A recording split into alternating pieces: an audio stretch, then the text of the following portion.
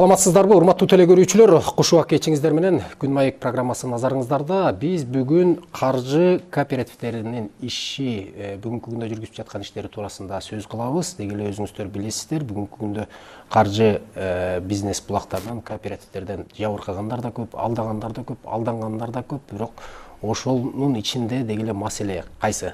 Эң негизги каржы булактарынан акча алардан мурун же болбосо кайсы бир мүлктү алардан мурун эмнесине караш керек, эмнесине маани бериш керек деген теманы талкуулайбыз.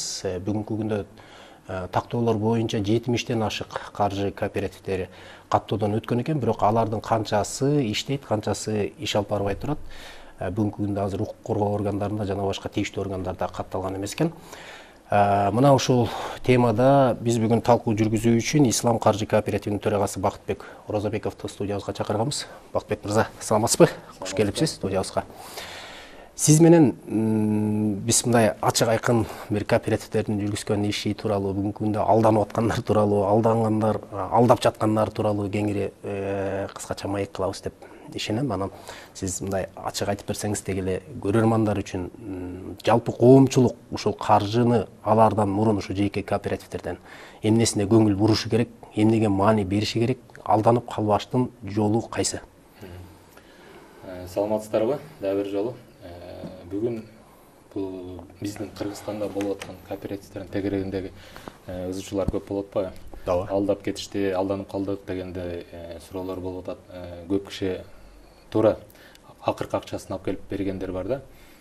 Бирок өзүбүз мындай кичине тереңирээк ойлонсок, азыркы учурда кооперативдер эмне себептен, кандай иш аракеттин аркасынан ушундай акыбалга туш келип калды да. Кооператив азыркы болуп аткан биздин Кыргызстандагы кооперативтердин система күнөөлүү эмес. Ошону иштетип аткан адамдарда да күнөөчү. Биз кыргыз эли өтө ишенчекпиз да. Өтө ишенчекпиз. Ишенчектибизден пайдаланып, ар кандай компаниялар келип алдашты. Кооперативден башка да кооперативдеги компаниялар да. Бирок баягы кандай десек, сүткө оозун күйгүзгөн айранды үйлөө ичет болуп, азыр кыргыз эли өтө коркуп, мындай чочулап турган убагыда кооперативдер Кыргызстанга, кыргыз элине керекпи же керек эмеспи деген суроо туулат да ушундайдан. Анткени азыр өзүңөр көрүп атасыңар, кооперативтерге ишенбегиле, алдап кетет, андан көрө банктарга баргыла, строительный компанияларга баргыла деген дагы ачык рекламалар болуп кетип атат да. Бирок ар жагы эмне болот, мындай эч ким изилдеген жок да.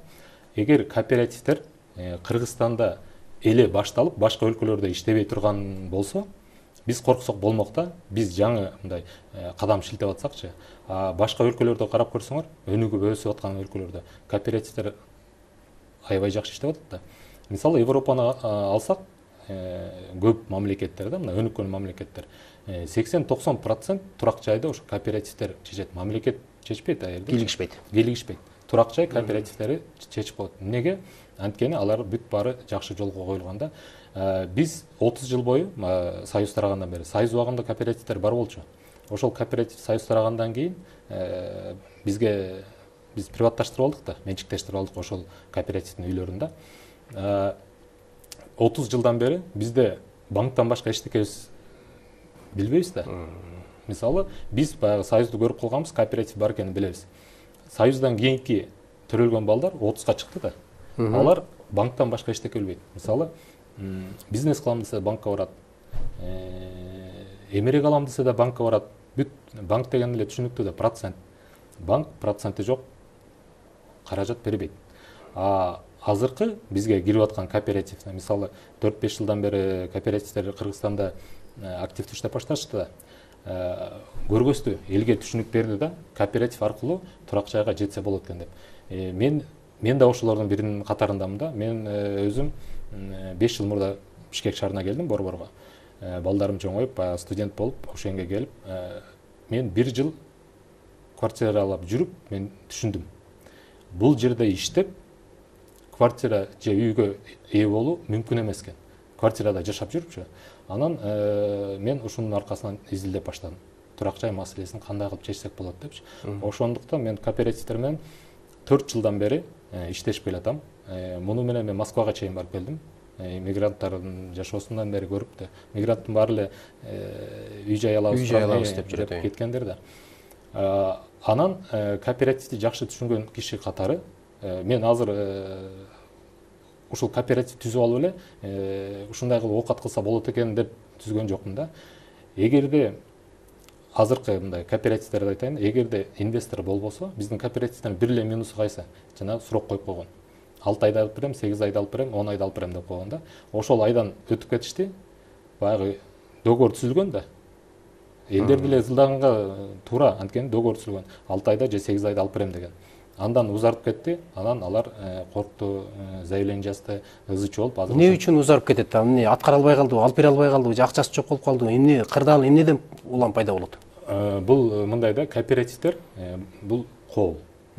Бир эл, бир канча киши деп коеюн, адам өзүнүн муктаждыктарын чечиш үчүн өздөрү устав түзүштү, өздөрүнүн ичинде закон кабыл алды дагы. Эми кыргыздарда ашар деп коебуз да, черный касса деп коебуз. Ошолордой биз бири-бирибизге жардам беребиз дедик да. И канча жаңы келип киши кошула турган болсо, кошуп алып кете берет да. Жанагы сурок койбошу керек дегеним ошол биринчи келген адамдар азыр пирамидалар менен дагы алмашып атпайбы кооперативдерчи. Алдындагылар алып калат экен, артындагылар албай калат экен депчи. Бул кооператив менен такыр салыштырган болбойт. Болгону эгерде инвестору жок, кошумча мындай акча булактары болбосо, кооператив эч качан сурок койбош керек. Кесеги келгенде аласың деш керек болчу да. Эгер ошонткенде эч кандай маселе жаралбайт болчу, ар ким өзүнүн кезегин күтүп алып кете бермек. Бул жерде баягы башы башталды, баары жакшы болду. Просто аягын эсептешкен эмес да. Эгер эл көп болуп кетсе, сумманы жеткире албай калса кандай болот дегенчи. Ошону эсептебей, мындай бул жерде кандай десек, финансылык билими жок болуп калды да. Баягы кыска ойлонуп коюшкан да. Ушул жерден бир суроо берейинчи.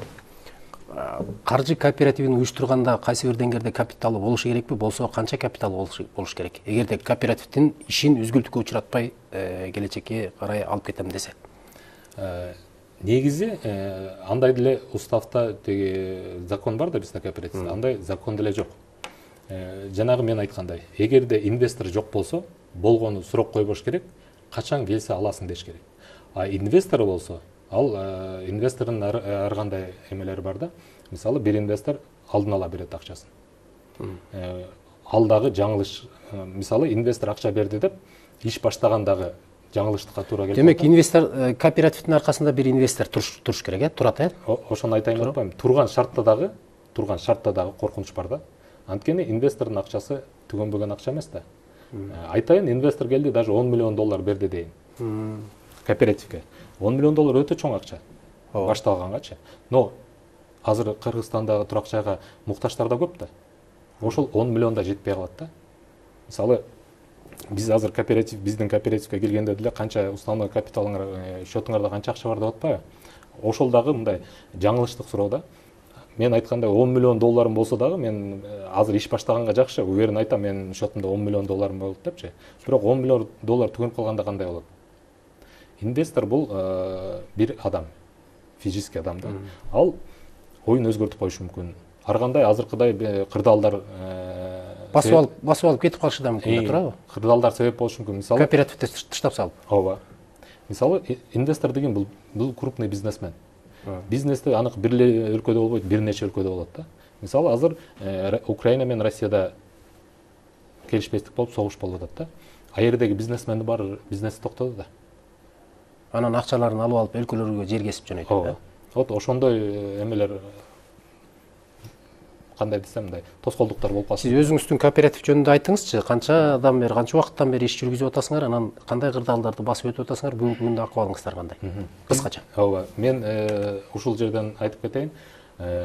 Биздин кооперативдин Кыргызстандагы башка кооперативден айырмасы эмне? Бизде биринчи инвесторубуз бар. Инвестор, мисалы мен кооперативди өзүм түзүп, анан инвестор издеп тапкан жокмун да. Именно биздин артыкчылыгыбыз ошондо болуп атат. Инвесторлор бизге чыкты да. Мен ошо изденип турак жай менен жүргөндө баягы достор бар, баарыбыз эле баягы кыргыздар тааныш аркылуу болуп да. Келип ушундай сунуш түштү да. Биздики ислам каржы кооперативі болот па, именно исламский финансирование болот да. Ошол аркылуу биз каржылайбыз, эгер сиздер биздин шарттар менен иштесиңер деген шарт койду да. Алардын шарттарын карап көрсөк, өтө сонун биздин элибизге керектүү да. Туура келчү. Туура келчү да. Бул международный, эл аралык кооператив.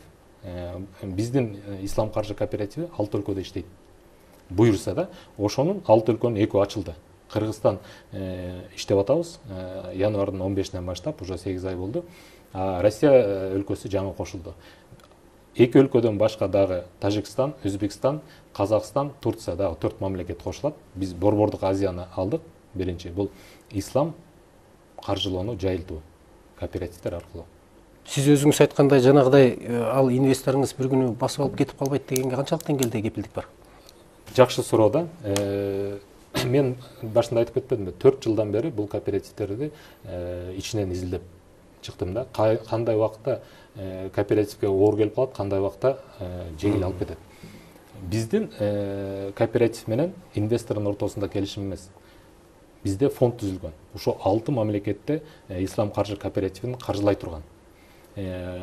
Ислам өнүктүрүү фонду. Бул фонддун милдети ошол 6 өлкөдөгү кооперативтерди каржылап туруу да. Бул юридический лицо болуп па? Бул организация да. Мында бир эле инвестор эмес, бир нече инвестор бар да. Инвесторлор бул фондго таза соопчулук үчүн акча берет. Мисалы, баарыбыз эле көрүп атабыз да, соопчулук үчүн бөтөнчө араб өлкөсүнөн. Демек, пайда табуу үчүн эмес. Пайда табуу үчүн эмес. Булар сооп алып табыш үчүн берип жатышат да акчаларынчы. Ошол каражатты фонд көзөмөлдөйт, анан 6 мамлекеттеги кооперативтерге каржылап берип турат. Эми бул соопчулук иштери канчага чейин уланышы мүмкүн?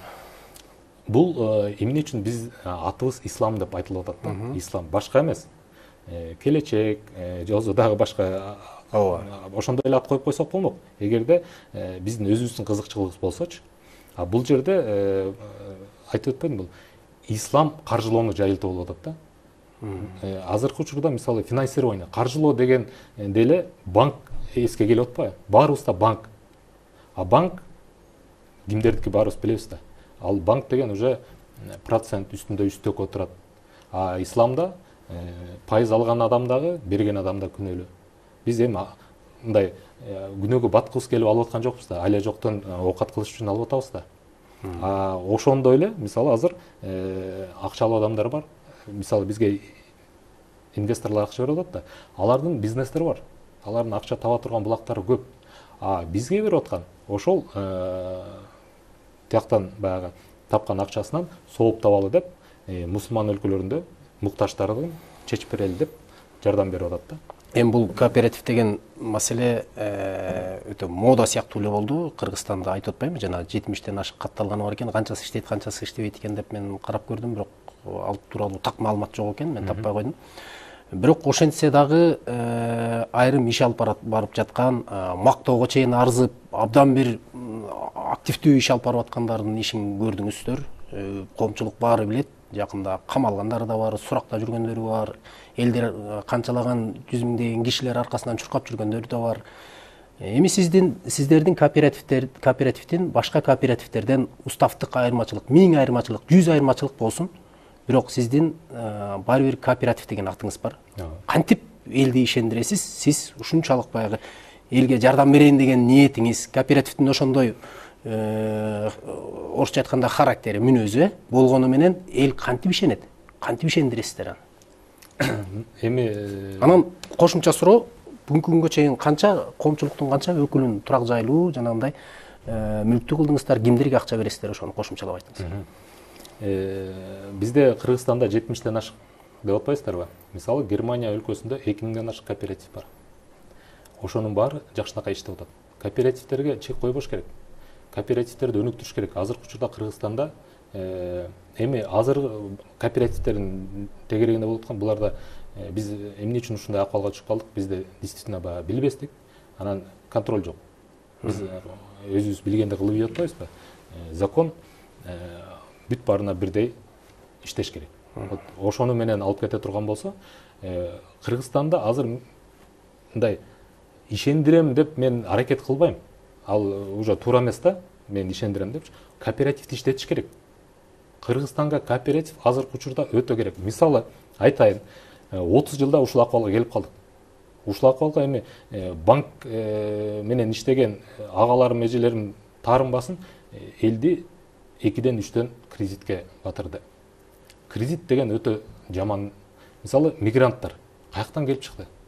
Азыркы жаштар мындай атайлап кетип атышат да, уже Кыргызстанда жумуш жок деген эле эме менен кетип атат да. А биринчи мигранттар каяктан пайда болду эле? Вот именно ошо кредит алып алып, кредитин төлөй албай калып, кой мен ошол жака барып иштеп таап келейин деп кетишкен. Ошо ойдон азыр мигранттардын агымын токтото албай калдык да. Кооперативдер азыр Кыргызстанда кооперативге муктаж. Кооператив мына именно ислам 5%, пайызы жок, үстөгү жок. Мисалы айталы, бир адам банк менен биздин салыштырганда бир адам муктаж, акчага оокат кылыш керек да. Банкка барды. Банк ошол муктаждыгынан пайдаланып, ага үстөгү менен акча берип атат. Ал байкуш алып банктан үстөгүн кутулуп бүткүчө өзүнүн шайы дарманы келбей калат да. А ислам каржылоону ошол муктаж адамга биз пайызы жок жардам бердик. Ал муктаждыгын чечип алды. Бирок бизге кайра кайтарып берип атат акчасын. С возвратом. Аны биз кийинкиге бердик.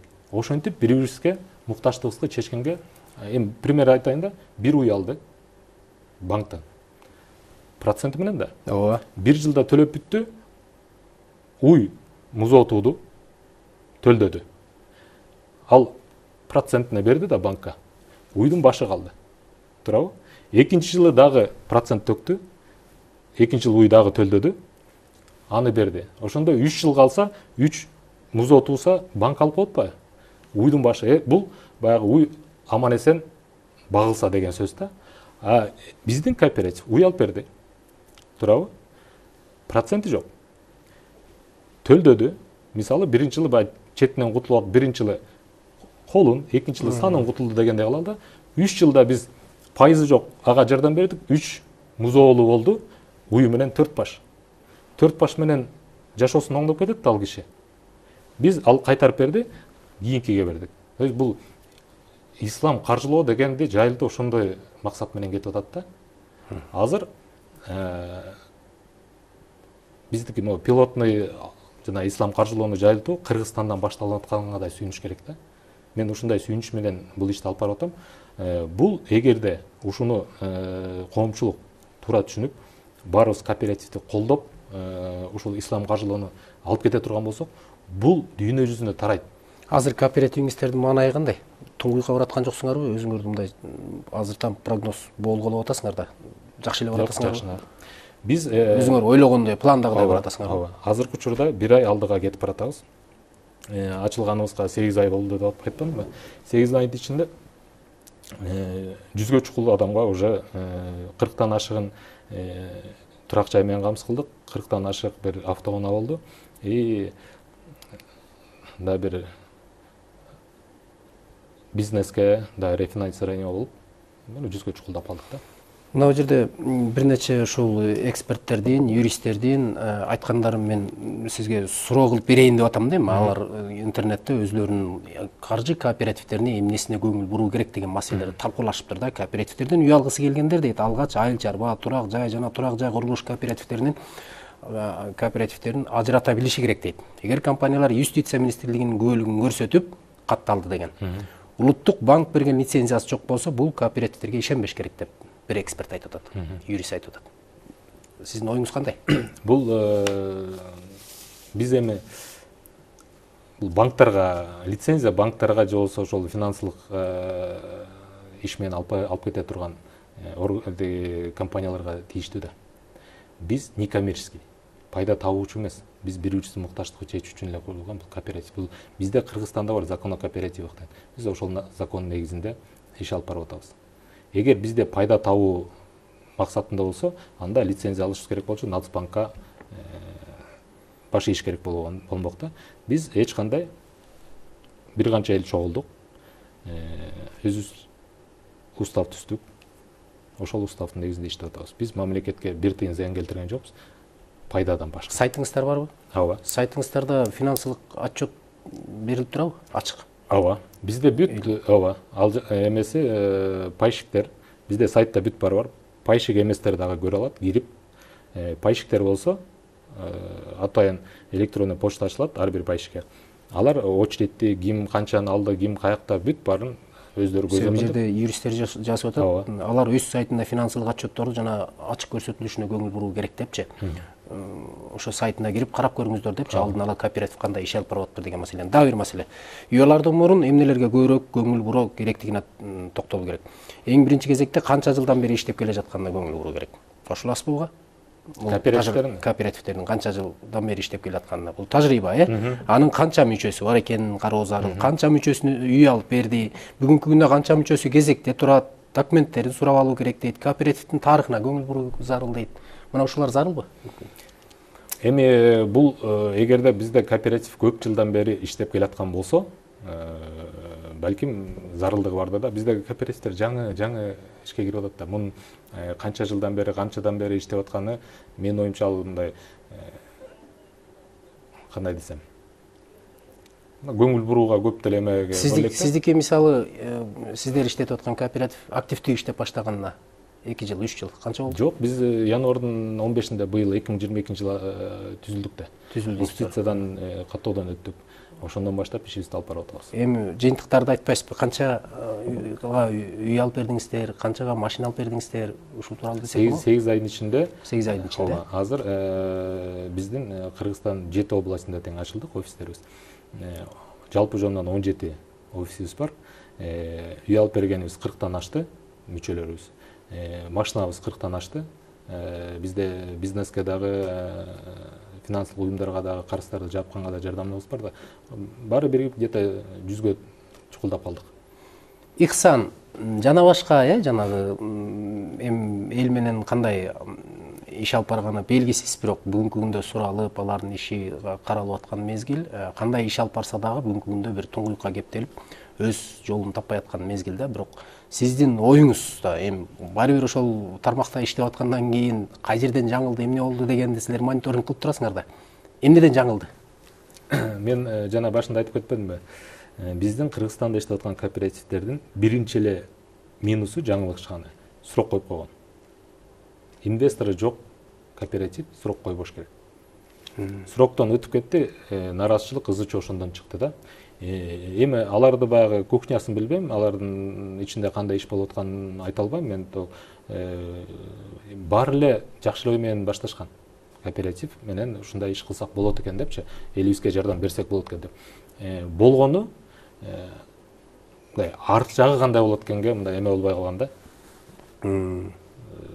Алыска туңгуюк болуп калган. Булар көрө алган эмес, көрө албай калганда, ошол эл көбөйүп кетсе, эмне кылабыз деген эме жок болуп калган да. План жок алдыга карата, А так баарынын эле ойлору жакшы, баары мына эми кээ бир кооперативтерди көрүп атасыңар да, бир жылдын ичинде 2000ден 3000ден кишиге адамга үй алып берип атат да. Бул чоң результат да, жетишкенди. Болгону ошол өздөрү кичине эми баягы жетекчилик жаңылган, контролдон жаңылган таба берсе көп эле да.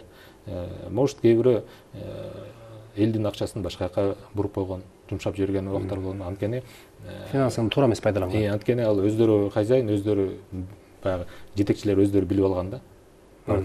Эми азыр чоң акча менен иш алып барып атасыздар. Эми баары Кыргызда, анын үстүнө кичинекей алакандай Кыргызстандын ичинде мени биринчи орунга жылдырып койчу, менин акчам жок эле, алдын ала төлөмсүз эле менин тизмемди өткөрүп койчу дегендер болуп атабы? Көп эле. Биз эми кыргыздар көнүп алганбыз да ошогочу. Тайке же ага тууган дегенсиз. Бирок эң жакшы жери биздин кооперативдин. Мен төрагасымын да, мен ошол жердин контролдойм. Анткени биз 6 мамлекетте отпойбузбу? 6 мамлекет бир эле система, контроль бир эле жерде да. То есть ага тууган куда сөөк деген бул жерде жок, иштебейт. Мен өзүм үй алдым, очередке туруп, 6 ай күтүп. Же болбосо мен өзүм очередте жок эле төрагалык кылып ала албайт белем. Кичине убактыбыз калыптыр, дагы бир эксперттин ою эсиме түшүп кетти. Бул финансы кооперативдери, финансы пирамидасы барго? Мына ошондон айырмасы жок иш алып барган компаниялар деп да оюн билдириптир да. Оюңуз кандай? эми финансовый пирамида деген бул сетевой бизнес да. Команда түзүп алып, акча чогултуп, айландырып иш кылган. Тигинден глубинадан бери акча таап, то есть өзүң иштеп эле кой, калган иштете бер деген да. А бизде андай жок да. Бизде команда түзүп, же болсо клубина, анан тигинден мен пайда табам деген жок да. Сиздер эмне тармактарга акча берип атасыздар ошондо? Үй, Бизде 5 программабыз бар. Биринчи турак жай, эң эле баягы көйгөй башка проблемабыз ошол да турак жай. Калганын коштук элибизге керек депчи. Экинчибиз автоунаа, үчүнчүбүз бизнеске, бул айыл чарба, мал чарбасына. Төртүнчүбүз рефинансирование. Биз ар кандай финансылык уюмдарда карыздары болсо, аларды да жапканга жардам беребиз. Бешинчиси спецтехника. Спецтехниканы бөлдүк. Анткени биздин ар бир программабызда баягы лимит үстүнө өтүп кетпеген немелер бар да. Автоунаабыз $50,000 эле чейин болчу. Спецтехника алам деген, мисалы кран алам дегендер, комбайн алам дегендер, андан кымбатыраак болуп калып атат. Баягы бизге жардамга келсе, биз жардам бере албай калып атабыз да. Ошон үчүн спецтехниканы бөлдүк да. $150,000 чейин төлөп бүтүү мөөнөтү 7 жыл. Бизде 15%, 10% минимальный. Первоначальный взнос 10%, кооперативный услугасы 5%. Үйдү, турак жайды биз 25 жылга чейин сосуп бере алабыз. Анткени бизде инвесторубуз бар. Биз ошол себептен минимальный 10%, максимально 25 жылга чейин. 25 жыл деген эме да, баягы ошолчо жыл бизге карыз болсун деген эмес, просто ай сайын төлөм чөнтөккө жеңилирээк болсун деген. Көп суроолор бар эле, убакыттын тардыгына байланыштуу. Мен сиз менен Кудай буйруса ошол алдангандар тараптары кооперативтерге, алдагандар тараптар менен дагы укук коргоо органдары ошол териштирген тийиштүү структураларды чакырып, эл менен дагы кошо ошол жерде бир талаш тартыштуу бир ток-шоу уюштурайын деген ниетим бар. Кудай буйруса ушул ЛТРде, ушул студияда сиз менен көрүшөбүз деген келечектүү ой менен ушул программаны бүтүрөлү. Кийинкиге таштайлы калган суроолорду. Рахмат сизге келип бергениңизге. Урматтуу телекөрүүчүлөр, биз финансы кооперативдери жана алардын алып барган иштери, бүгүнкү күндөгү алдагандар жана бүгүнкү күндө финансы кооперативдердин эмнесине көңүл буруу керек, эмнесине басым жасап, алардан каржы алыш керек деген маселени козгодук. Бизге Ислам каржы кооперативинин төрагасы Бакытбек Орозобеков келди. Саламатта калыңыздар. Саламатта калыңыздар.